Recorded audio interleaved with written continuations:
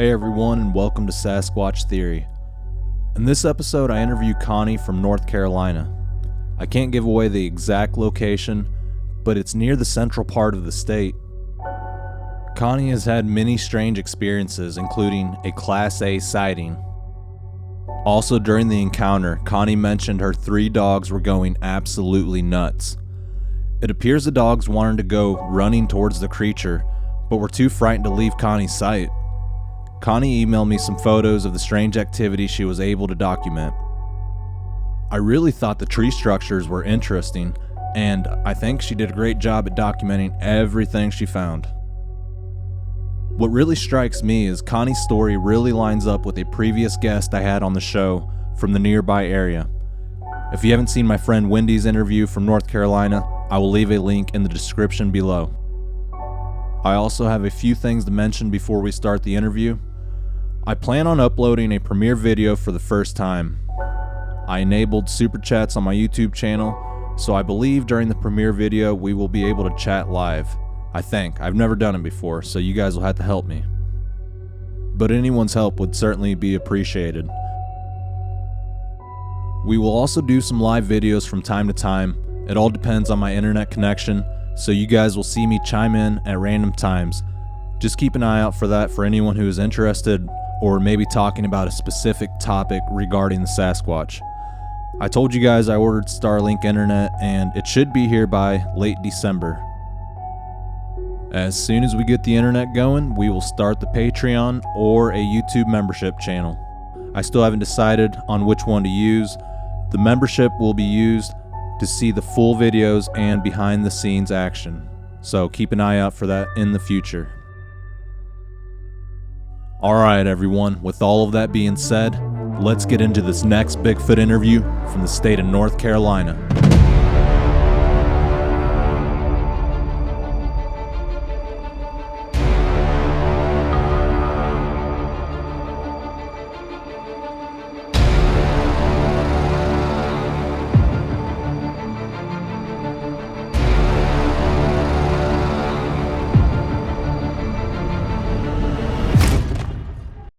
Hey Connie, welcome to Sasquatch Theory. How are you doing today? I'm good. How about you? Oh, not too bad. Connie, if you would, tell me a little bit about yourself and your encounters from the very beginning, if you would. Well, we moved here 8 years ago. We'd bought this property probably 12, 13 years ago, and it was undeveloped. And then we decided we were getting closer to retirement. So we developed it, and we had put the house here. We were living between here and our home in Virginia. And then I went out on a medical disability, so my husband relocated me here. I stayed here most of the time by myself. He was here 3 days a week, and we're on 13 acres of land, but I'm surrounded by hundreds and hundreds of acres of land. It's a very rural setting. And the first year, I had things go on and things happen that I just wrote off to my being sensitive to being out in a rural area. But one night, the back of the house was getting something was being thrown at it, and I realized there was gravel out back, and it was the gravel hitting the back of the house. All I had at that time was a porch light, turned it on, couldn't see anything. That weekend, of course, my husband installed the floodlights, and it lights it up more around here, but it still never helped me find anything that was ever happening. And of course, in hindsight is when I realized things weren't happening as part of my imagination. But one morning, my husband had got up to go to work, and this was the first major incident. And he's a country boy. He's used to the rural area, but he woke me up and asked me to come and stand in the living room to listen to this sound. And I got up. I'm standing there, and it was just this horrific howling, and then like a growl. It was a very throaty howling. And it wasn't coyote or bear. He used to be a pretty good hunter, and he said, I've never heard an animal of this nature. But it started at the back of the house. When I started listening, it was at the back of the house. You could not see a thing. It was inside the wood line, and it went completely around the house, inside the trees. And every 15, 20 feet, it would make this howl. And it circled the house completely. And at that point, it already made two circles around the house. The first one was the one my husband witnessed.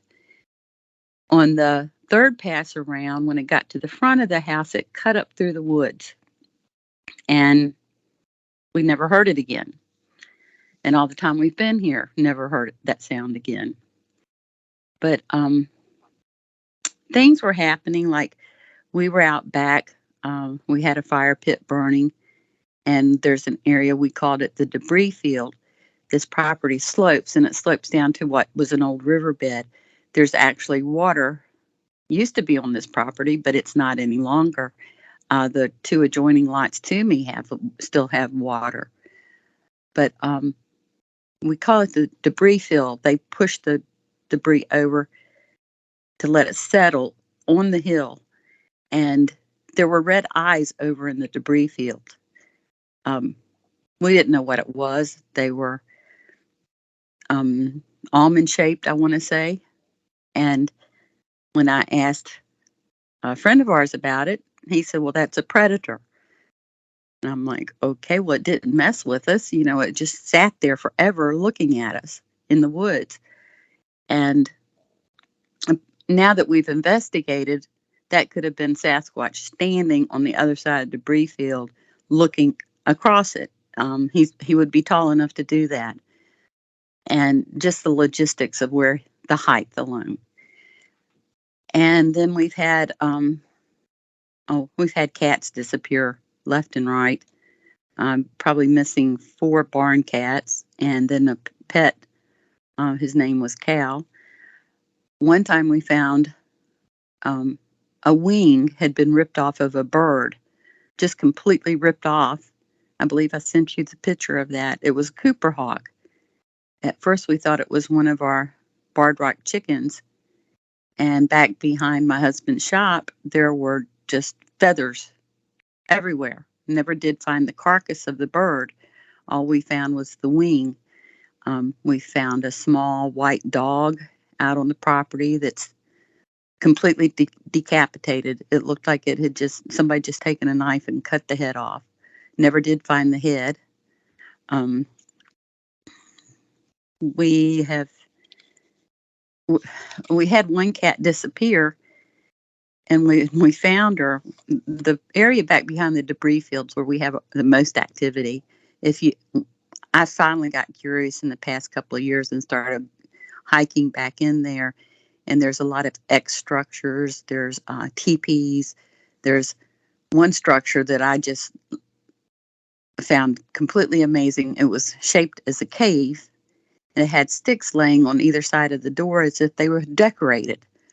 I just thought it was so odd and peculiar. Some of the structures, you look at them, and you would actually walk right on by it and not realize it's just weeds and bushes and things that have been gathered. But my dogs are great for walking inside it and showing me how to get into them. There are a lot of tree bark. It's been peeled off the trees, but it's up like 6-7 feet high. It's nothing a person could do, and perfectly healthy trees. I have found several prints down in the bottom that I'm talking about, but it's nothing I can cast. It's in leaves and pine needles, and I've tried to take pictures. I found one trick I can do. I find footprints up in my driveway on the gravel, and if I wet it with water, it takes a better picture. But it's still, again, it's something I can't cast. Mm-hmm. What do you think the structures mean? Some of them look so intentional and deliberate. It looks like somebody's nesting, almost as if a bird builds its nest. But some of them look like it's just a gathering of wood. The teepees that are here on this property, my husband and I made the comment last week. It was a group of Indians making their teepee. And I told him, I said, now I wonder if Sasquatch learned how to do that from the Indians or the Indians learned how to do that from Sasquatch, because they're so close. They resemble so much. The only thing missing with Sasquatch is there's no skins covering it to protect it. Mm-hmm. And I've got on this property 2 balancing trees. The one has been here, my husband said, for 8 years. He said when he found it, he said it was up there. It's perfectly balanced. With some of the storms we've had, it's like, why hasn't it fell? Or has it fell, been put back? I keep finding these branches, maybe 2 or 3 foot long, and they're wedged in between trees, and it almost looks like directional, intentional. There's one area back in the bottom. It kind of goes back behind our house, and surprisingly there's a couple acres in the backyard, and then the wood line, and then we had it cut over several years ago. But in the wood line, there's a lot of activity back there. It's almost, they'll build the structures, and then if I find it and investigate it, they take it down. It's like, curiosity. No, we don't want her looking at it. But the one area back there, I've always, the whole time we've been here, I've been uncomfortable with that area. Couldn't tell you why. But there had been wood knocks. I didn't know what wood knocks were until about a year or so ago. But there have been wood knocks in that area. And my one dog was with me one day, and he turned around and he looked, and he's like, what was that? I went back in there out of curiosity, and something was thrown at me. It wasn't anything big. I would say it was probably a little rock or an acorn or something. And I just said, okay, I'm leaving, put my hands up and turned around and walked away, and nothing else came at me. But my aha moment was this past winter. I'm trying to think of the date. It's been in 2022. My office was in the spare bedroom in the front of the house. The dogs were outside. They were laying on the porch, and they took off running, and they went running out our driveway. And we're on a private road. I'll just call it the trail. And there's 4 of us that live back here permanently. And my driveway's probably less than a third of a mile out to the trail. But I would probably go even less than that. It's probably 100 yards out to the trail. But the dogs took off, and I knocked on the window, just to let them know that, hey, I'm watching you. Don't, you can't sneak off. But then I noticed at the end of the driveway, this big black furry thing. And I stopped, and I literally said, what the hell? And I sat back down, and I'm looking at it, and this thing turned, and the dogs only ran halfway up the driveway and stopped. Now, the older dog, he is fearless. He gets up on the UPS truck. He'll go with anybody and go anywhere, but he stopped. And this thing staring at the dogs, and I'm staring at it, and I could only tell you it had a black leathery face, but it had on long black hair. It probably was 6 to 7 feet tall, but it was not thick chested. And I've just recently started hearing more and more people talk about not it being more thin, that it's not just that barrel chest. That's what confused me the most that day, because I'm like, well, that's not a big barrel chested creature. If I had to surmise it, I'd say he's the basketball player Sasquatches. But the dogs did not move. And the older dog turned and looked at me because I got up and walked to the front door. But when I did that, I could not no longer see him because of the angle he was standing at.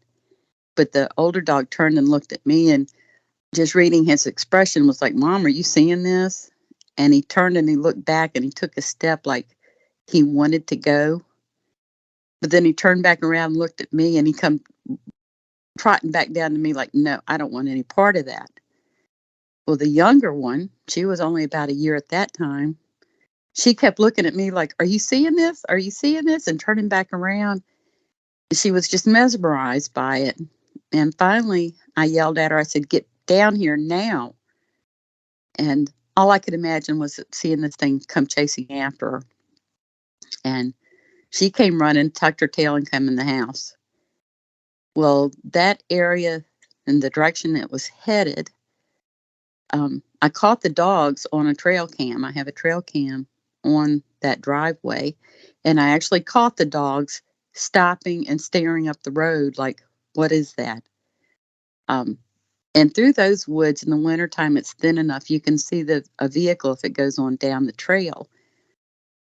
I kept watching from the front door so I could see it pass on by to see how far it would go. I never saw it. And I checked the trail cam and it never captured anything walking any farther. Um, Now, a car or anything would have tripped that trail cam, but this creature didn't.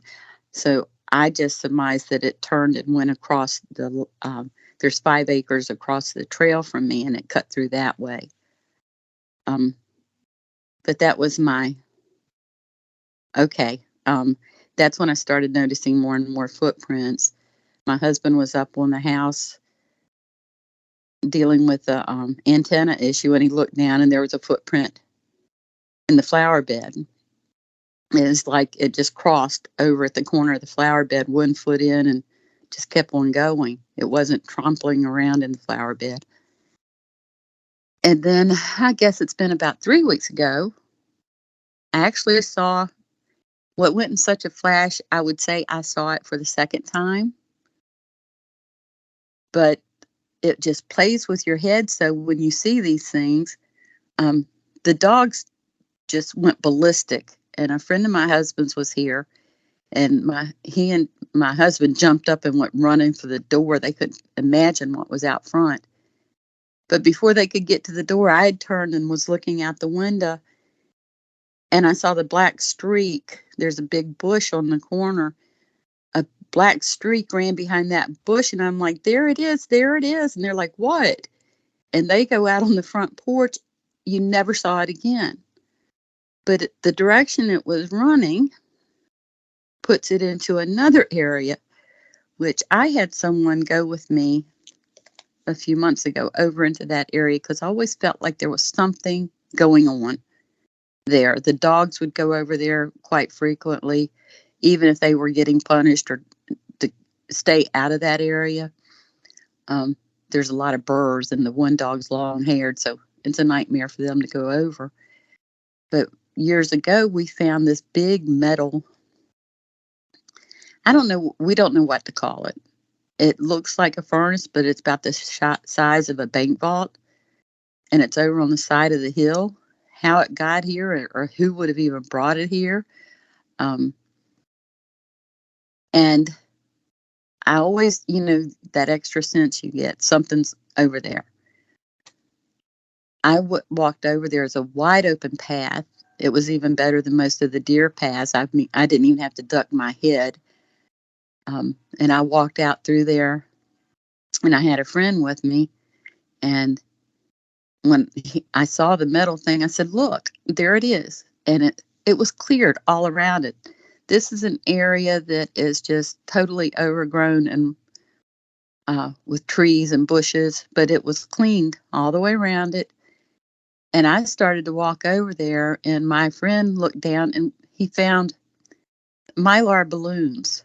It was like a collection of them. Congratulations, a happy birthday. You could tell they were different ages. And he said, "You guys must party a lot around here." And I said, "No, actually, you don't see Mylar balloons around here." But when I left that day, I put a trail cam up on the tree. It's right behind the grapes and the blue blackberries. I said, maybe I can catch something coming down this trail because obviously it's bigger than a deer. And 2 days later, I went over to check the camera and noticed the trail was starting to get, there were logs laying across the trail. And I thought, well, this is weird. It was like 3 or 4 trees falling in a matter of a couple days. Nothing on the trail cam. I went back within the week and I've taken additional pictures now. The dogs can't even get through that path now. It is so blocked. It's almost as if they're saying, stay out of here. There is off to the right of that a little teepee structure. There's an X, and that's not too far from one of the suspended trees. I have found footprints in the gravel.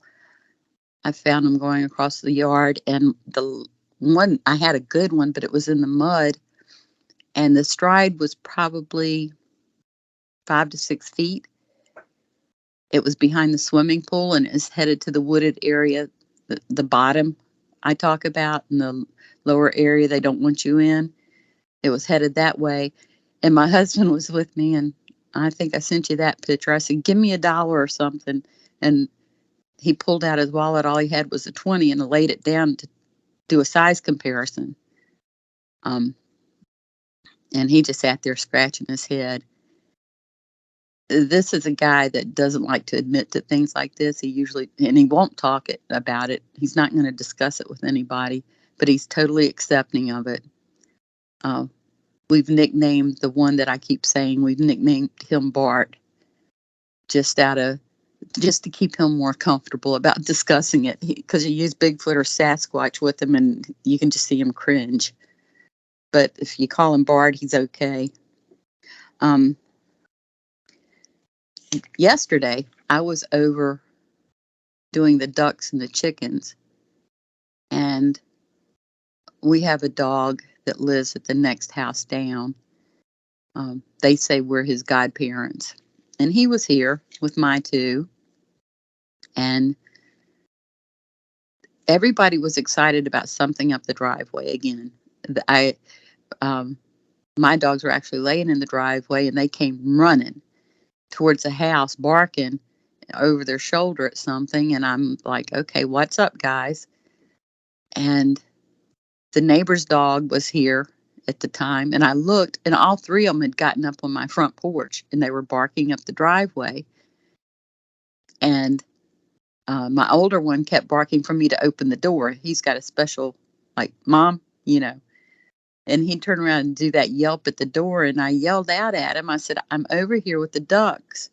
And I said, come here, all 3 of you, come here. And they looked at me, and this gave me a look like, we're not leaving this porch. By the time I got out of the pen and walked around to the driveway to look up, of course, I couldn't see anything. And after a few more minutes, they came on over there to me. And they were so hyper, like, did you see this, or what's going on? The past week, I've been having an issue. I've got a watershed, and something is going in there and having a temper tantrum, it looks like. Throwing the bowls. I feed all the barn cats and outdoor cats in there. And I've got heaters for the ducks' water and the chickens' water, all the chicken and duck supplies. There's a sink in there, a table. But they had thrown stuff around and tilted stuff over. And I found that, I think it was last Friday, and I fixed it. When I was back over there yesterday and I opened the door, there it was again. I don't know what kind of animal it is, and I've just pulled that camera, and of course the battery had died in it. I don't know what it is with Sasquatch. He can avoid cameras, or the batteries die. They're just not conducive to finding anything. It gets very aggravating. So I've got the camera here to work it and set it back up today to try to see what's going on inside my watershed. Nobody's ever messed with the chickens or ducks. Um, and bird feeders. I've got probably 8 bird feeders. And the squirrels get into them. The birds are always around. But I can tell when Sasquatch is around because I can feel them. And the very next morning, every one of them is dumped on the ground. I've gotten where I don't feel them completely. Now, if he's not around, the squirrels and the birds eat and everything's fine until it runs out. Um, there's been a couple of times when laying in bed, you could hear something heavy walking across our back deck. And from the line of sight going to that area where I'm sure they stay for the most part, it's almost, and it makes a direct line to my car. And they have some kind of fascination with my car. Don't know what it is. It's just a white GMC SUV, and I find footprints around it all the time. Um, there was a solar light. I thought somebody had been cute and broke it off. And I actually blamed one particular person.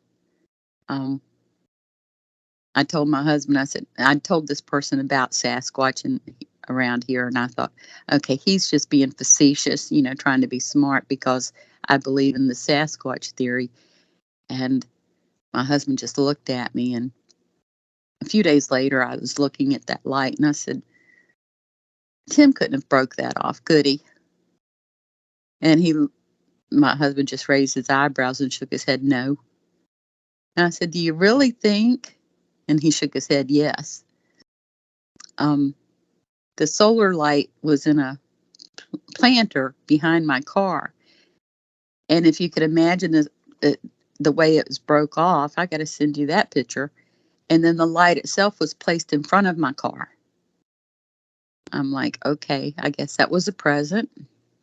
I have found gifts out in the front yard, piles of sticks. And they're not piles of sticks the dogs have gone collecting. They're laid very neat. They're all about the same length. And they're not just piled up, they're laid intentionally in a pile. I have 3 planters up where I park my car. And one night I called the dogs in and I looked, hadn't paid attention all day, but there's a solar light stuck in the middle of all my planters around this house. It just adds to the lighting effect. And I'd called the dogs in and I looked and I could see 2 of the solar lights. And something had taken them, and instead of being right in the middle, they were sitting along the edge of the rim. And I turned around to my husband. I said, have you seen the solar lights? And he said, no. I said, come here. So he came to the door and he said, why did you put them like that? That looks a little peculiar. And I said, I didn't. And he just turned around and walked away. No more to be said about it. Let's see. I have a wooden wheelbarrow over near that area that they blocked. That, they blocked the path. It's obvious they didn't want me coming back there any longer. But there's an alternative way you could actually get back in there. And there's a wooden wheelbarrow. It's been sitting there for 7 years. It's propped up on a cut down tree stump. And a few weeks ago I went out and something had taken that wheelbarrow and just tossed it about 4 or 5 feet. And it was laying upside down almost in the driveway. And I thought, okay, well, somebody decided they didn't like that any longer.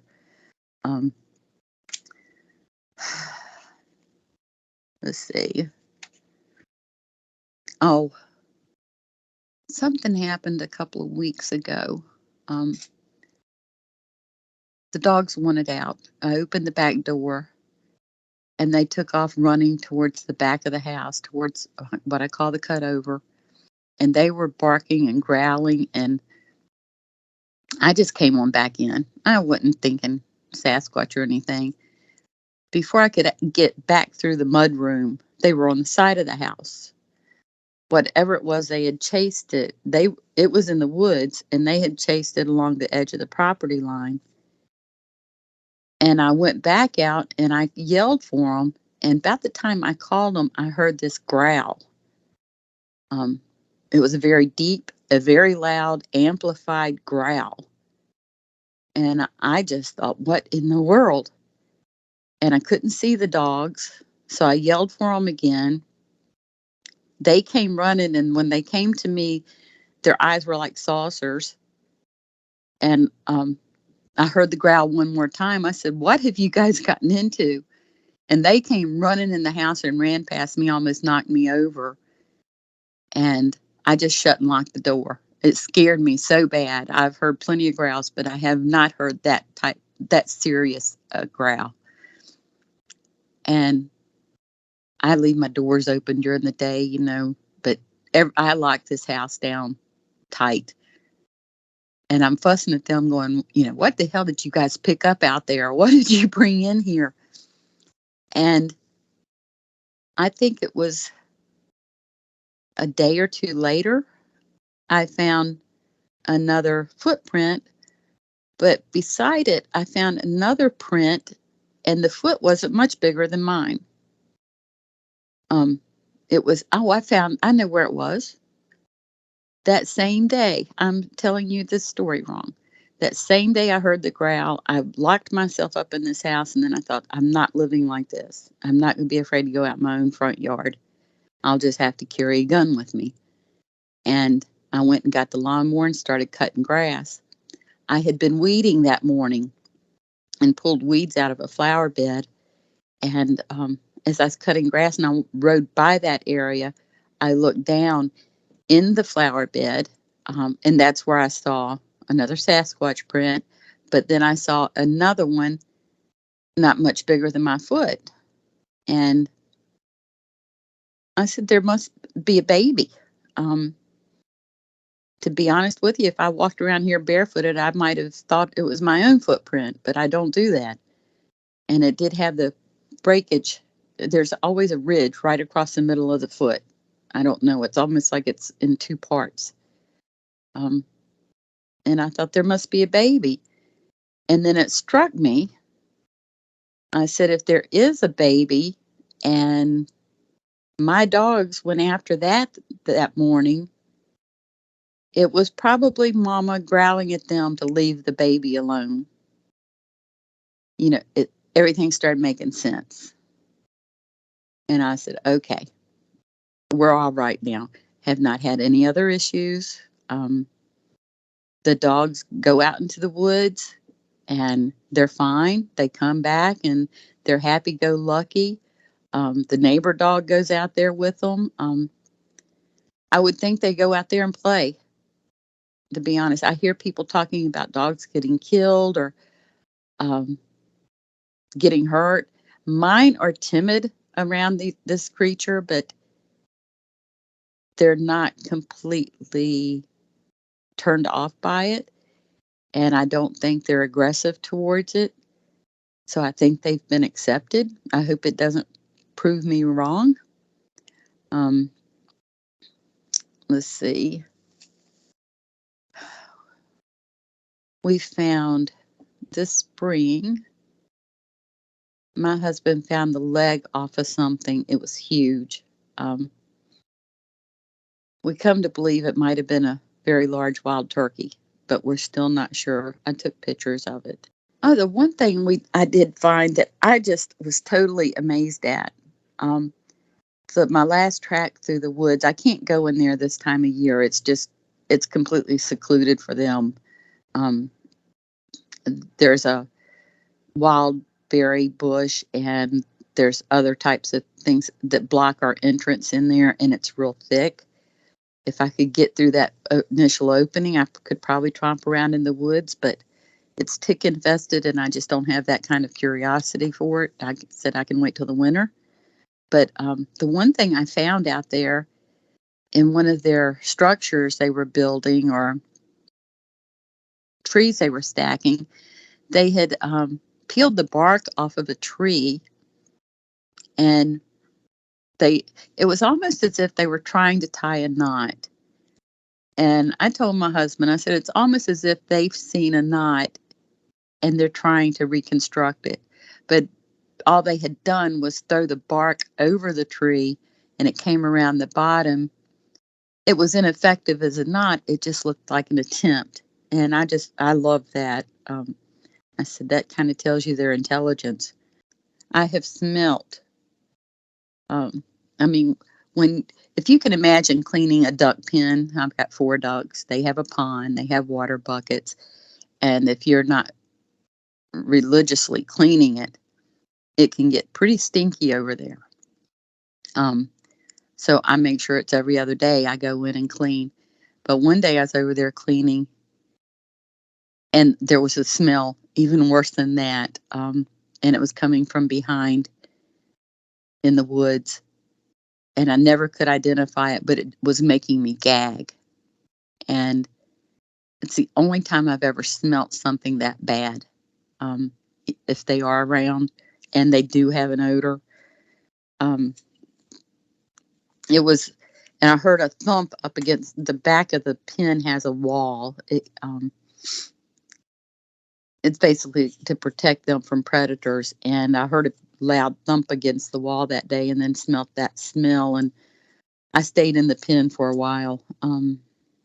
I have gifted them apples and grapes. And the original thing I found was back in December or January. I didn't even tell you at that. I left here. It snowed. And I went up the trail. We're probably close to 3/4 of a mile off the hard surface road. And when I got to the end of the trail and I was getting ready to pull out onto the road, I looked, and across our property, I could see footprints that come from, there's like 90 acres across this road from us. Footprints came out of that, walked across and crossed through the ditch line and walked across the front of our property. And then there's a fence. There's horses kept on the next lot on a little like half-acre area. And there's an old fence. They didn't even install it for the horses. It's just been there forever. The footprints took a turn and went on down into our property. And they were just so obvious. And I was thinking, at first a person, and then I said, well, why would a person be out here? Why wouldn't they just walk down the road? And then I'm thinking a bear. So I get out and I take pictures of the footprints. And we got some really good pictures. And I sent it to my husband's friend, who's an avid still hunter. And I asked him, I said, how big is this bear? Just out of curiosity. And he said, that's not a bear, hon. He said, that's a bipedal. And at the time I was like, bipedal? He said, walks on 2 legs. And that didn't get me for a while. It wasn't until the day I actually saw the Sasquatch at the end of the driveway that it hit me. I had those footprints. They were big. And then I saw this creature. And so that's made me more aware, and why I look at every footprint I see. And you can tell the difference between them and a bear. I can do that now. I think that's about all I've got. I'm trying to. Okay. Well, Connie, I appreciate you sharing all your experiences and your encounters with me. I have a few questions for you, and just let me know whenever you're ready. Sure, go ahead.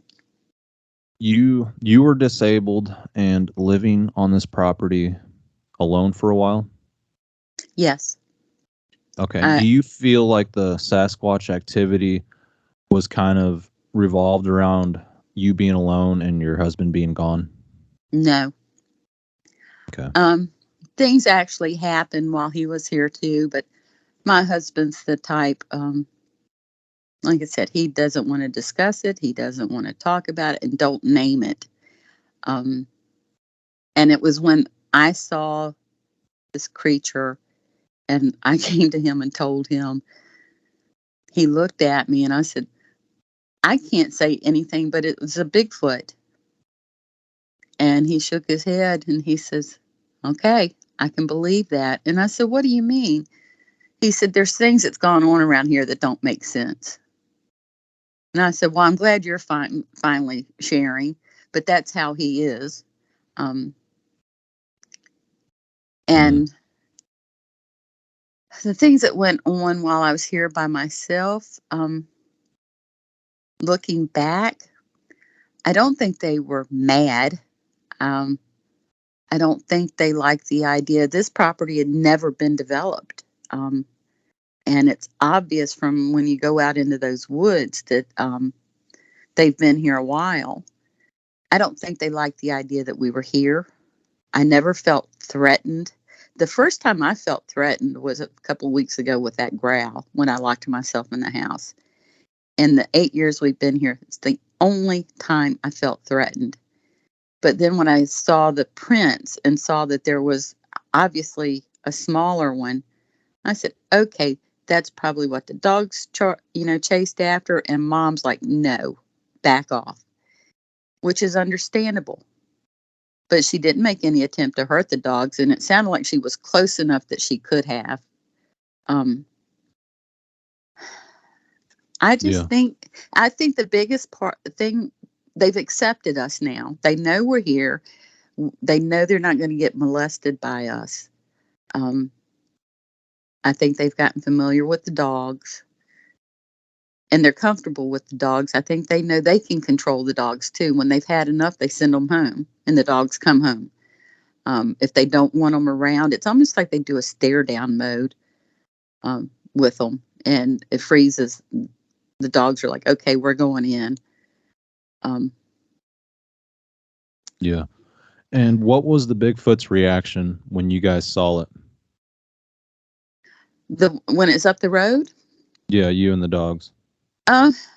He just kept looking at the dogs, and it's almost he's like he stared them down, and he made them stop in their tracks.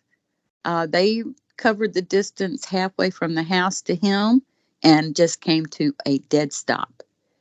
And he was staring at them. He had turned slightly to his left. He was headed west on the trail. My driveway runs north to south, and he had turned slightly, and that's how I could see that there was no hair on his face. Couldn't make out any features. All I could tell you, it was dark. And it's like he stared them down, and they were like, okay, you know. And the oldest one, like I said, would have been the type to just go on out there charging. What are you doing here? Why are you on our property? But he didn't. He turned around and came home. Like, okay, I don't want any part of that. There was no aggression, just a stare. Oh, I didn't tell you about the eye I caught on camera. And I've even gave that to the sheriff's department. I said, what do you make of this? And the one man looked, he's like, you've either got an alien or a Bigfoot. And I said, well, I believe in the Bigfoot. And he said, well, I think you got one. I couldn't understand though, it looks almost white and gray on the trail cam. But this morning I was checking my trail cams and I noticed a deer had had tripped one of the cams, and she looked almost white. And we know a deer I've never seen an albino deer around here. And you could tell she had color towards the rear end. She was more of a grayish white. So I said, whatever this eye was, could have been darker, a lot darker than what it showed up on the picture. But. Okay, so at the edge of the wood line, you guys would hear wood knocks? Yes, I've heard. Well, I've actually been at my husband's shop and walking towards the back of the house and heard wood knocks the first time I ever heard them. And the dog turned around and looked at me like, did you hear that? And I told him, I said, what was that? Go check it out. And he wouldn't leave my side. I think the dogs were aware of them being around long before I was. Mm-hmm.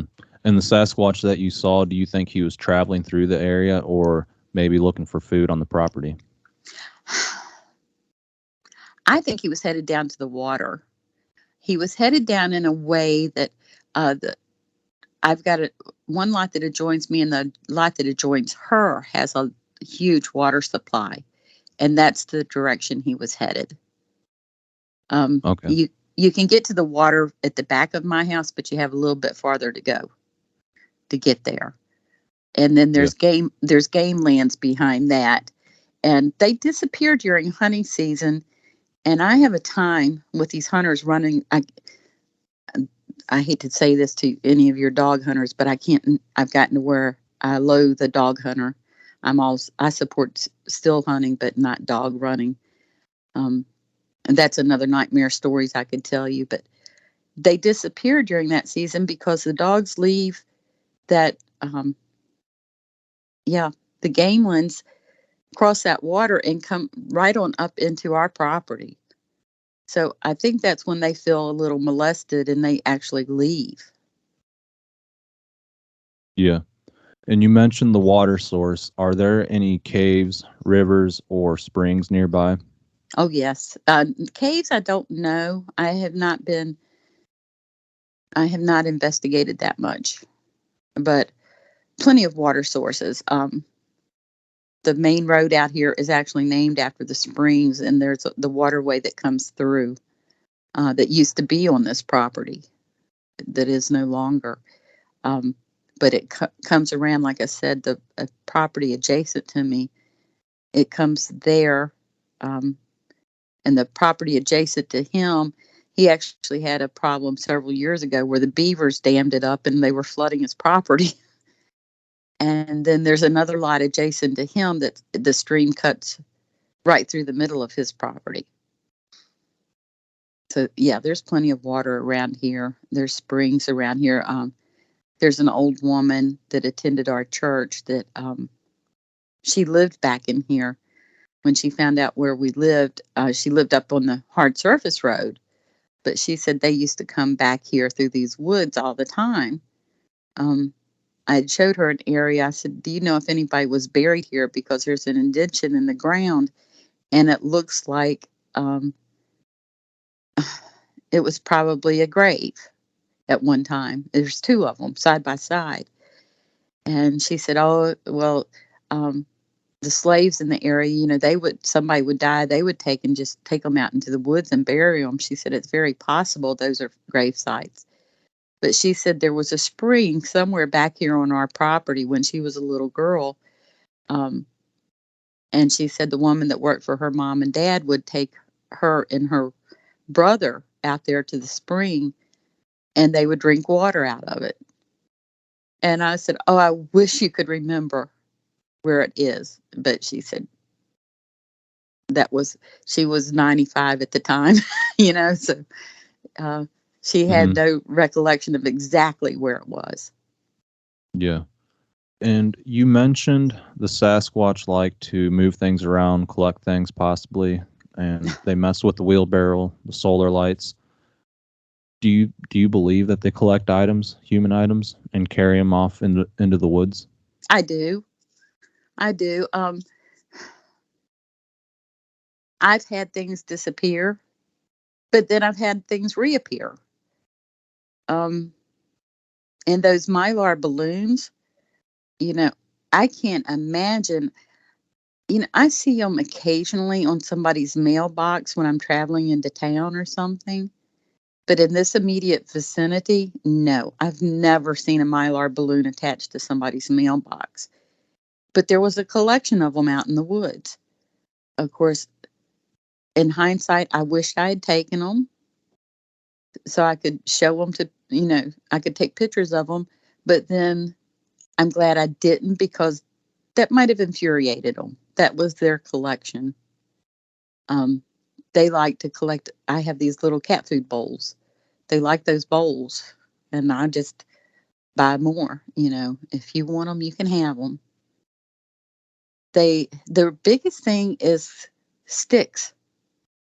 The ones in this area, um, when they left me that pile of sticks, and it was not long after I found um, the thing they'd built, it looked like a cave. And Miguel, it's almost as if they had overheard me that day, oohing and ahhing over this, like, oh, look how they've decorated it with these sticks. It was like they heard me saying that, and they brought me a pile of the sticks and laid them out. Like I said, they were stacked very neatly, not just thrown one on top of the other. Um, Yeah, that is interesting. And I find similar things like that here in Missouri. Do yeah, they you? Oh, go ahead. pine cones. They love to stack pine cones in a pile. Hmm. Yeah, I'll often find like a pine limb in the center of a field that's surrounded by oak trees. So I know Mm, something's carrying off the limbs. yeah, You notice that the Sasquatch are possibly blocking off the trails. What do you think is going on there? I think they're trying to keep me out. Um, I honestly think, like the day I went down there and they started throwing something at me, it scared me. And I think they realized they scared me. So I think they're being more subtle now and they're saying, don't come back here. And it's a nice wide trail. There's one back behind the house. It was nice, wide open, and a humongous structure was back there. I was just awed by the structure. And I was back there investigating, had the dogs with me. The baby was showing me how you go back into these structures. And I looked the next day and I could see a tree leaning, propped up on another tree in a manner of like, well, if you're coming back here, you're going to work for it. And every day it got a little bit more. I just stay away. And so they stopped blocking that path.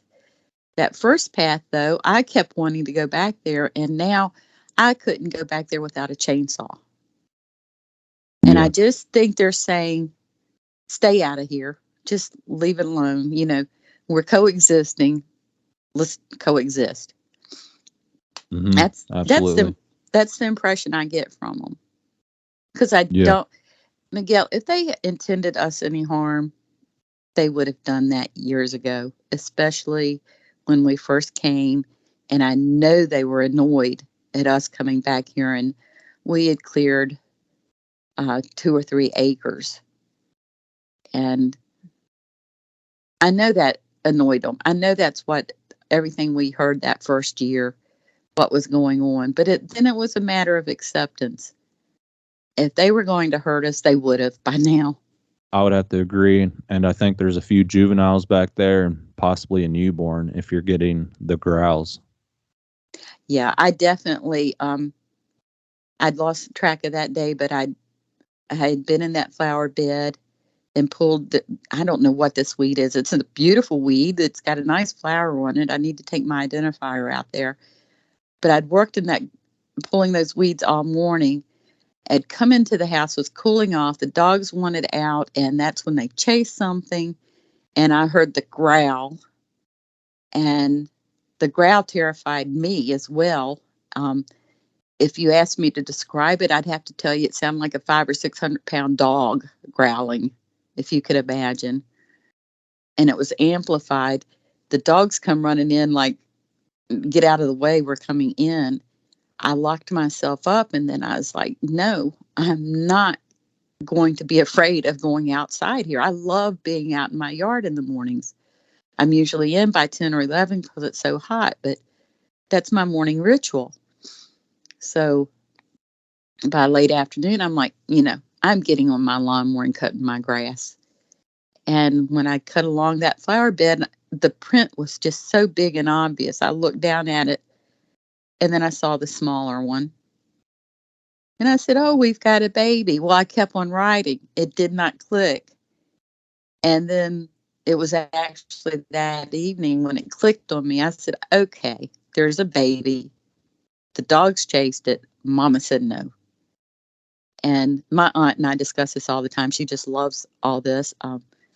she's out of state, but she wants to come here so bad. But I was telling her the situation, and she said, I don't care what creature it is, Mama's going to protect her young. And I said, exactly. I think the growl was setting a boundary for the dogs. You know, Hmm. you can come play, but don't chase. Yeah. And is the X structure back there on that trail that they like to block off? There's two of them down in the bottom. Um, if when I tell you the bottom, to the left of the bottom is where they let me go wander around. They don't block anything off. There's a lot of broken trees, broken. I can find trees that are 4 or 5 feet tall, and they're just snapped. As if something big has walked by them and stepped on them, and it broke them about 2 feet off the ground. And the X structures are back there, and there's a good picture of one. That thing probably measures about 5 feet long and 4 feet high. Hmm. Have I not And sent you that? yeah, I think I got the X structures. I got one here at least. Yeah. This area is And also known for the directional trees, the Indian directional trees. I don't know if you've ever heard of that. hmm Local locals identify these trees as water markers, and you can find them. Of course, there's not been Indians in this area, roaming free for years and years. So the water marker trees, some of them are pretty high off the ground. Um, but you yeah, I can agree. you can see those trees along. And like I said, when my husband was out in the woods with me one time, which that tells you how curious he's getting, because he's the type where I'd be like, let's go do a little hunting and see what we can find. His usual response would be, no, you need to keep your butt here at the house.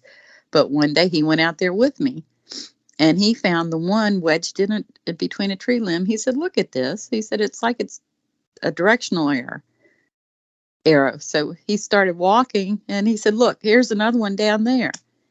And they literally were pointing going towards the water. Yeah, that makes sense. And I think they do the same things as the Indians and the ancient Neanderthals. Yeah.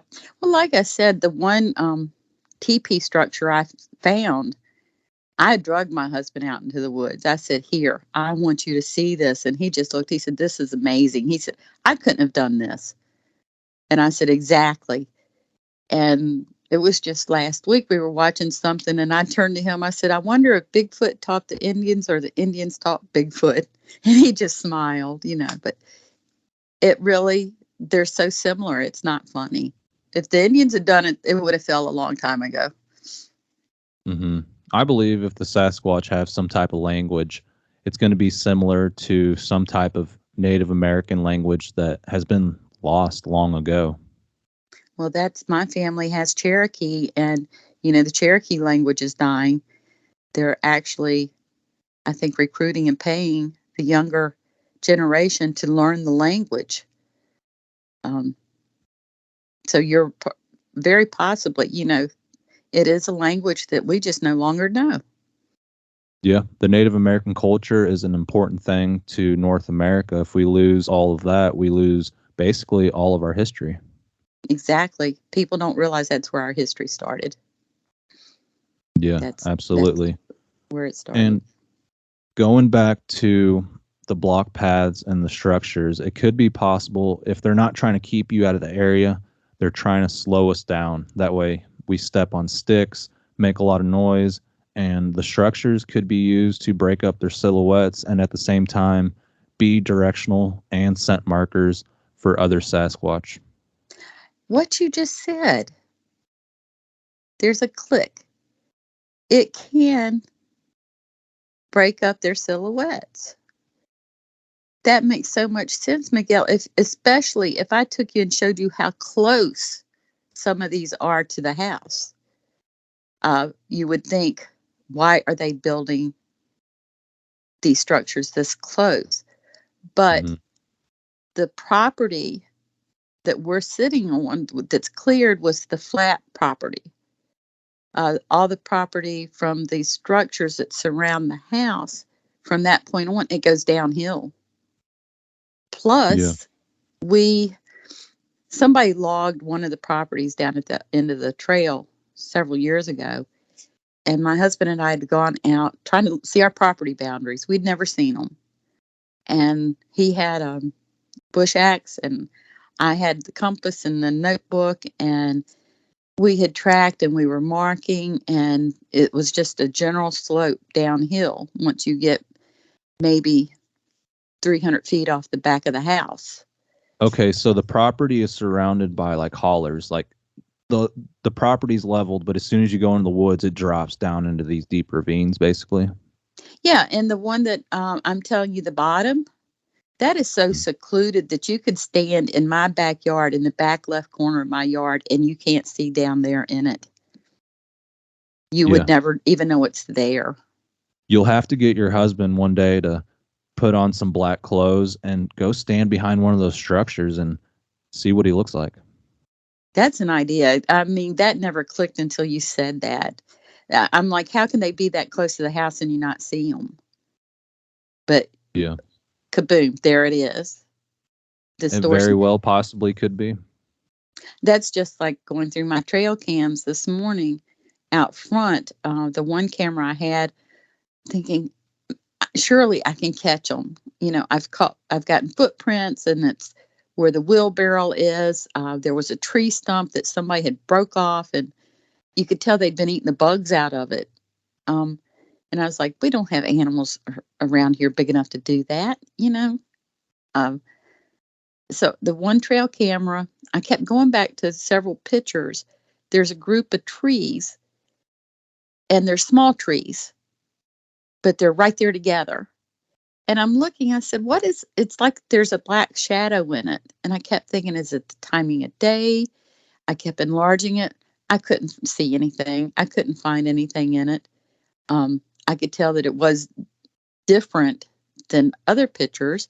I kept looking for uh, a picture taken at the same time of day on another frame, but I couldn't find anything. So I finally said, okay, just leave it be. But then I came across a deer walking the path, and I could clearly see the outline, the deer, because it's not upright. You could see it pass through the trees. So I was like, that was probably one, but it was a shadow creature, is all I could have called it at that point. Hmm. Yeah, and these structures are also set up on game trails, and the deer will take the path of least resistance. So they're kind of going through a maze and they get funneled into these areas. And I often find big rocks around the structures. If you lift them up, you'll find crispy leaves underneath. It's not fresh dirt like it should be. Uh-huh. And I think they're bashing the deer's heads in with rocks, possibly. I have found big rocks out there, but I've never turned them over. Huh. Yeah, you'll have to check after this fall. The best time to check is like late October when all the leaves are just fallen, and you'll pick up big rocks and there's fresh, crispy leaves that are just fallen underneath it, or grass. You'll notice Well, weird anomalies there. I noticed the big thing was this bark peeled off trees. Just um, you could have a whole section of trees there where the bark's peeled down, and only a strip, 8 to 10 inches or 6 to 10 inches. But it's like every other tree has been peeled back. Hmm. Yeah, And I've heard that from my friend Wendy in North Carolina. I think I heard her, and I was like, hey, that's us. That's what. And then I found it somewhere that they say they're getting the bugs from underneath the bark. Yeah, absolutely. And Mm. there's definitely a connection there with the Sasquatch. I think they're getting into that bark and looking for grub and possibly sodium. Well, I told my husband I heard that you should put salt out for them. So we keep saying, but we never think about it. We're going to put a salt block out um, Yeah. by Buy this the big red ones, structure. or if you buy the red one or the brown one, they work better than the white ones. The red or brown. Okay. Hmm. Um, Yeah. And also, my friend Wendy from North Carolina mentioned this is recently, and it wasn't reported on air, but her car alarm keeps going off at like 3 or 4 in the morning. So they're interested in her car as well. Mm-hmm. I'm telling you, Miguel, they're fascinated with my car. Um, the footprints I find around it, and I don't lock it. So are they setting, getting that close that they could set off the alarm? I don't know, but I do not lock it. But it's just obvious. It came out of my husband's mouth that he Mm-hmm. said, "Well, they're liking your car, obviously." Yeah, And and they observe humans so much that they get curious, like what's in those things and what's inside those houses or barns that they never look. But if they can build a relationship with someone and actually trust them, they'll go in and look to see for themselves. But if they don't trust someone, they're never going to do that. well, I think they're comfortable with me. Mm. They don't Do see they? you as a threat. Yes, they don't see me as a threat, and that's why I feel like when they block those um, paths, they're like, just stay at home. Don't come down in here, And I don't. Who else would go tromping around in the woods? I'm not completely ignorant of, the shortcomings of animals, any wild animal. Um, but I'm not a skittish type person. I'm an alpha personality, and if I want to go out there looking, I'm going to go looking whether somebody's with me or not. And I've never felt scared or intimidated until I got into that bottom area when they start throwing stuff at me. And like I said, I think they picked up on that, and they didn't. They wanted to stop me, but they didn't want to hurt me. And I think they were a little upset that they had scared me. I don't think but I think it was the worst of what's the best of two evils. Let's just scare her. We don't want to do anything else. So I, Mm-hmm. I think they've accepted me. They allow me to tromp around out there, but that one area, well, two areas, they don't want me in. And I respect that. I'll stay away. Yeah, Um, absolutely. And there's some thought process going on there because if they were just mindless apes or whatever, they would throw like big boulders, logs, trees, whatever they could. But if they're actually like grabbing little things and taking the time to think about how it would hurt you and impact you, that's shown intelligence. well, that's just like I said. If they were going to hurt me, they've had every opportunity. You know, um, when I go tromping around out there in the woods by myself, you know, I've done that. Now my husband has fussed. He said, "Don't you do that unless I'm around." Um, which 9 times out of 10 now, I wait and he's home. He's up here in the yard. He even comes down in there some with me now himself because he thinks it's amazing some of the things I find. And he has made the statement that, if I came out here walking, he said, I wouldn't stop and look at this stuff. I would have walked right by it. And I said, well, that's just the tunnel vision that most humans have. Mhm. You're not paying attention. And so I showed him something like there were trees piled up, wedged in between other trees, and it kind of made a wall. And he said, well, storm came through, they could have fell down. I said, all right, look around. Do you see a stump anywhere for these trees to have come from? And he looks around. I said, 1 or 2 foot kick out from a tree falling. There should be, I said, we've got like 6 trees here. There should be 6 stumps here. And he's looking around. He says, you're right. He said, they've been brought here and placed. I said, exactly. But he said, he would have walked by that and not thought anything of it. Just thought, okay, the wind's knocked these trees over. Look how they just all fell together. Um, I like I said, if people would just pay attention to what's around them and not be so narrow-minded. I get annoyed when I hear people say, well, show me evidence, show me the bones, show me that. I've got deer galore here. Um, and I tromp around out in my woods all the time. I have only found one pair of antlers, and it was off of a small buck. I didn't even get a big, like, 8-pointer. And I never find their remains. Rabbit, squirrel, fox, coyotes, bear, I never find their remains. And I truly believe that they outnumber the Sasquatch. Um, So if I'm not finding their remains, why would I be able to find a Sasquatch remains? And these are intelligent, I believe, beings that do have a thought process, and they probably would not allow us to just find it, randomly. Hmm. I don't Yeah, believe they would do that. I agree. Big predators that are elusive. When they know they're about to die, they go and hide somewhere super deep where no one ever goes. And I think the Sasquatch do that on another level. Mm-hmm. Mm-hmm.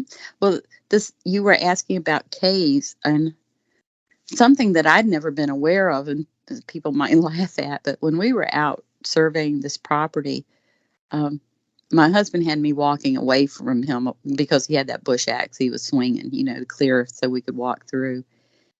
And he turned around at one point and he said, "Babe, be careful." But before he could get it out of his mouth, my left leg sunk down into the ground. I went all the way up to my crotch. And I came back up. We actually laughed later. He said, "I didn't know you could move that fast." I pushed myself and came back up, and my eyes were as big as saucers. And he dropped his bush axe and came running. How I didn't break something, we don't know. But it was as if it were a stump hole that I stepped into.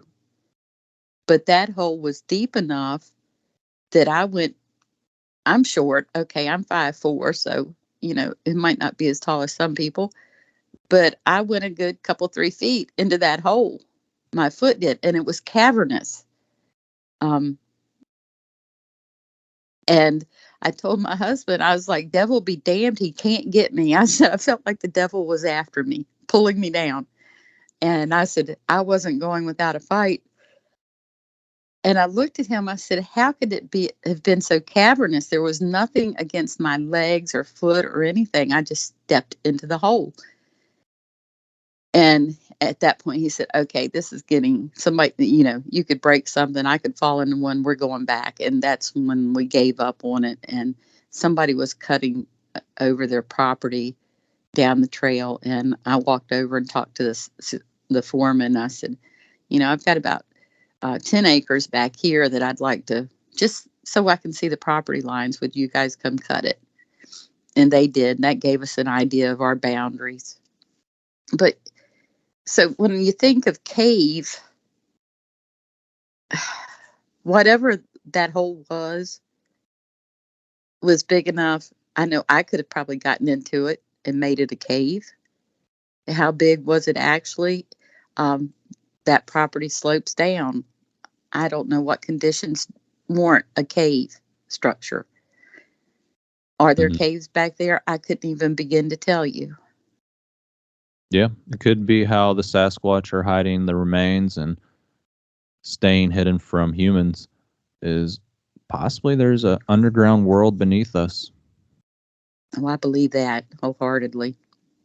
Hmm. I believe that. Okay, I wanted to touch up on one point before we end the show. Yes, sir. Sometimes, yeah, sometimes dogs will befriend the Sasquatch, and it has been reported that sometimes the Sasquatch will kill or take the dogs. What is your take on that? I can believe that. And being a dog lover and owning the dogs that I've owned, I can say probably based on the dog's individual behaviors. Like my two dogs are well mannered, they're friendly. Um, they've never been aggressive towards anyone. Somebody comes to the property and they're like, "Well, do they bite?" And I'm like, "Nope, just say their name and they'll be fine." They're not guard dogs by any means. They do alarm me when somebody's around, but um, and I think Sasquatch is also aware of the temperament of these animals. Um, Now, I had a pit bull that we just lost, and I don't think she did well with them, because she was not accepting of other dogs or animals or anything. But she was older and she stayed close to me. or she stayed in the house. These other two just run and play, and they're rambunctious but friendly. I could imagine my other one that's gone now, they could have hurt her or taken her. I might have found her dead. That was just her personality.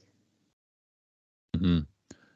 Me and a farmer who has had experiences with the Sasquatch taking his pets, we've theorized that the Sasquatch will try to take out the most alert dog. Not always, but if it becomes a problem with the Bigfoot clan, the Sasquatch will take out, the blue heeler or the duck dog or, the most alert dog that you have. Well, that was her. See, the whole time she was here, which by the time she passed at 13 and 2 months, the whole entire 8 years we were here, she barked randomly during the night, and she would get up and it would be growling and rah, rah, rah. It was, and you could turn the lights on, you saw nothing. And once she passed, that stopped. These other two did not do that. I have had the baby. She sleeps in a recliner right by the front window. And one night she was growling and she barked and she whimpered and came running and got into the bed with us. And I've never heard another word out of her during the night. But the older one that passed, it was all the time, growling and barking and fussing about something. And I can believe what you said. The more aggressive or the more threatening an animal is, they're going to eliminate it. I'm Mm-hmm. thankful that my two are playful, curiosity. And so I think they've accepted the dogs as well. Yeah, you'll know if they accepted the dogs because the dogs will just come out of the woods with their tails wagging from the direction where you get the activity. Yeah. And I use the dogs to gauge whether they're even around or not. Mm-hmm. When my husband gets up in the morning, he'll let them out. If Sasquatch is around, they will not go out the door until the sun's up. And they avoid certain areas.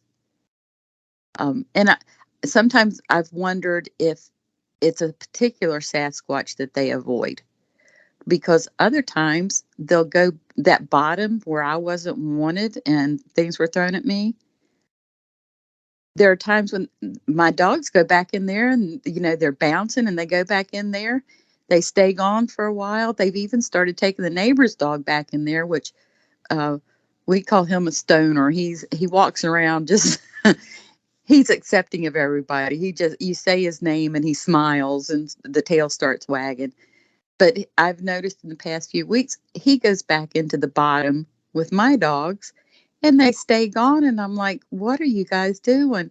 And they come out, like you said, they're prancing and walking like, okay, we had our playtime, our little visit, and they come back. We need water, and the first thing, and I keep water out everywhere for the animals. I've got 4 water buckets outside. Oh, wow. So, yeah. I imagine the dogs probably don't like the older Sasquatch just because you'd have to imagine if some little grizzly bear cubs came walking into the yard, the dogs would go out there and play with them and, lick their face. But if mom was around, the big grizzly bear, it'd be a different story. I can agree with that. The older you get, the crankier you get too, Mm-hmm. And like I said, these have been molested by hunting dogs before. I know that for a fact because we get molested by hunting dogs all the time. I never had anything against hunting, dog hunting, but since I've moved here, these people have turned me totally against it. Mm-hmm. And if we've been molested here at our house, can you imagine what they go through out in the woods? Yeah, So, absolutely. And I'm right there with you. I'm a bow hunter and I love to deer hunt, but I recently watched a video on Instagram from Virginia where these bear hunters had their dogs and they chased a little cub up into a tree and took it out. And I just don't see any reason for that. It's not real Yeah, hunting. no. Well, I go to court next week.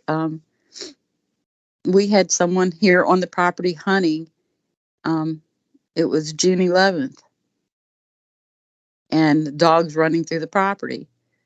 And I, I actually became the aggressor. And he came. There's 11 posted no trespassing, no hunting signs on the trail. My neighbors are in agreement. Don't come back here. This is not a state maintained road. And he passed every one of those signs to come back here. And I blocked his vehicle in and told him authorities were going to come out to verify where he was. Um, and of course, he saw no wrong. And this state is not a right to retrieve state. He had no right to come back here to get anything. And he got into an argument with Game and Inland. He got into an argument with animal control. And deputy sheriff was finally able to tell him and get it across to him what was wrong with his actions. And he finally came over and asked me, he said, "Will you move your," I had a side by side, "so he can leave?" I said, "I'll be glad to, and tell him not to come back." So these hunters run their dogs year round anymore, and they say it's their trials. Well, all you're doing is molesting wildlife. They get no break. They run these dogs while the females are, bearing young. I wonder how many miscarry because they're running from dogs. Yeah, it's not a fair There, human hunt because they're using animal against animal. we've got a video here that Miguel make you sick. I feel like the older Sasquatch, they've been through it a lot more. They're like any of us. They're more seasoned. Some of them might expect the worst from us before giving us a chance, no different than humans are. They might have preconceived ideas of how unethical we are. And one bad apple can spoil the whole bunch. But then there are those that are probably more understanding, more in tune with the way that our intrusiveness on their areas. They're learning to cope and deal with us. And Yeah, absolutely. I believe the mentality of the dog, the personality of the dog, their disposition has a lot to do with how they're received by them.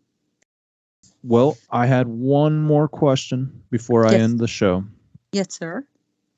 What time of day was the sighting and what was the weather like? Any detail you can give me, month, whatever. It was in March. It was 8:30 in the morning, and it was 30 degrees outside. Oh, wow. So pretty chilly out. Yeah. Yep. It was a bright, clear day, though. But it was cold. 8:30 in the morning. I looked at the clock when I turned back around, going, "What did I just see?" Mm-hmm. And what time of year do you get the bulk of the activity? Um, it seems like it's right after hunting season. I've noticed during the summer months, it slacks down.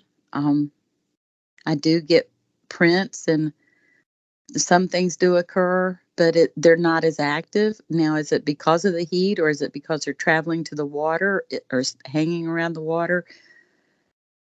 I don't know, but they are the most active right after dog season. I almost feel like they leave here. There's an area, they say as the crow flies, it's less than 10 miles from here, but on the roadway, it's probably 20 miles from here, and there are a lot of sightings. It's a state park. Um, and of course, they're protected there. The dogs are not going to run that property. Yeah, And absolutely. It would I make sense if they used the waterways to get away from the dogs too. If they Yeah. get in the creeks and the rivers, it'll keep the dogs off their scent. I almost feel like that's where they might go. Um, and the print that I found in January, it was right after season. Could have very well have been coming from there, but and I got on MapQuest or Google Maps, and it's wide open. It's just wooded land between here and there, so they could travel easy enough. And after season, they're not being molested by those dogs. But I think this is an area they're comfortable in. They've probably been here for a while. Um, and they know when hunting season and the dogs start running, they've got to leave. I'm hoping they'll learn that I'm going to do my best to protect them as well as us from these dogs. I think that wraps up the show, Connie, and I really appreciate you sharing your experiences and encounters with all of us. Well, thank you for listening. It's good to be able to talk about it, and um, even with everything that goes on, I still try to convince myself that it didn't happen. But reality finally seeks in, and you're like, okay, then explain it another way, what you saw and what goes on around here. You want to convince yourself you've lost your mind, you're going crazy. Yeah, absolutely. And only you know what you've seen and what's happened, and it's the truth. I believe you 100%. You know, that's the one thing, people love to tease you about it. So some people I don't even tell about it, and other people have not had any experiences, but they totally believe. And I'm like, well, I've had the experiences. Why do I have such a hard time accepting it? I think it's the negativity you can receive from it that makes you want to back off of it. But I've really starting to develop the attitude, well, it is what it is. I know what I've gone through. And, you know, I have trouble with different people. I've had people I've talked to that's, a Bigfoot research entity. And I didn't appreciate the way they address things and handle things. And it, to me, they're the type that incite the disbelief. People see it as a joke. Mhm. So one thing I liked about you, Miguel, is your seriousness, and there's no. I know you've got to get support, but there's no commercialism. You're not trying to, you know, make bucks off of a Bigfoot cup and stuff Mhm. of that nature. Those Yeah, are the people that turn this into a joke for those of us who have seen something. They're the reason we get ridiculed. yeah, absolutely. All right, Connie. Well, I think that wraps it up, and I really appreciate you getting in contact with me and sharing all the details on the show. Well, I appreciated Wendy. When I listened to that show, I just sat there going, she's my neighbor. She's got to live here close to me somewhere. I'm not really Mhm. sure where she lives. Um, and I do not have any trouble with, later, I will send you my address and you can Google and see all the area and see how rural this is. Um, I've actually bought me a camcorder for this winter. Mhm. Um, I know my iPhone it takes pretty good pictures, but the videos are pretty poor. So I bought me a camcorder. Maybe I can send you some things this fall and winter, hopefully. Yeah, absolutely. And I really appreciate everything, Connie, and Well, we'll thank you get for back in listening. touch. Yeah, Okay. absolutely. Yeah, if you find anything else or document anything, feel free to get back in touch with me. Okay. I certainly will. How did this past weekend go? Oh, it went pretty good. Other than having a bunch of equipment failure, the Sasquatches started going off around 11:30, and I thought it was coyotes. Well, it was coyotes that started all the activity, and then it sounded like little girls screaming out in the woods and older women. like they were falling down a tunnel. It was so cool because the researcher that was there was just telling me that, and he's like, yeah, you could hear all these screams and you could tell they were female. And in my mind I was just like, how do you know they're female? You know what I mean? Yeah. How are you gonna know? But I went out there and slept in my hammock, and I got woken up by these sounds, and I was like, oh man, that's just coyotes. And then I started hearing everything, and then Do you to my know that? right I started hearing like this caveman sound like ruh, ruh, ruh, ruh. So I got up out of my hammock and I went back into the cabin, and I was like, Steve, do you think it's a good idea to sleep out there? He's like, well, if they get too close, just come back. Like, okay. So I went back out there and slept and kept hearing stuff. It was awesome. But in the morning I looked at the audio recorder and it was turned off. No, it was on, but Oh, it didn't record. And I was super mad. what is it with they have some ability. Um, my cameras will catch everything. And I've actually gone out and found a print and said, I've got to have a picture. And they don't trip the camera. Mhm. It's like they're Yeah. walking in stealth mode. I would Yeah. love to have been out there with you. I've heard a pig sound from the woods in the middle of the day. And I've Mm. also heard a bird. Um, we've been hearing the bird this past week, and we're like, what kind of bird is that? We have Mhm. no idea, but I think they imitate other animals.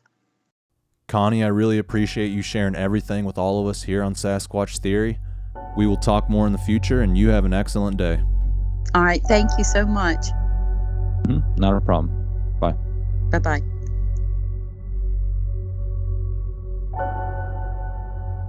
Connie's encounters were really fascinating, and I really enjoyed talking to her about her experiences in North Carolina. I was actually really excited to document a story where a person sees a Bigfoot crossing a forested driveway. I have had several encounters from my driveway, and if you go back and listen to my Missouri encounters in my earlier videos, you will hear me talk about my driveway incidents. Can you imagine what it's like seeing something like this in your driveway? People will often ask, where did you see a Bigfoot?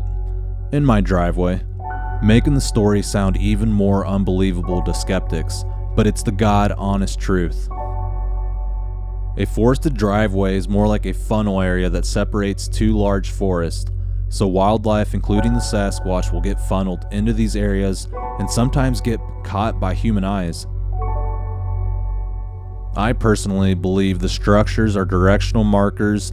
They are a type of language, and the Sasquatch use them as scent markers possibly. I believe the Sasquatch will come up to the structures, touch them, and of course when they break them and create them, they leave their scent behind. So days later when another Sasquatch comes through the area, even if it's downwind, he's going to know what Sasquatch are in what areas. And that's kind of my theory. But anyways, that was a really good interview, and I really enjoyed talking to Connie, and I really appreciate her and everyone's time. Thank you guys for listening, and until the next one, take care.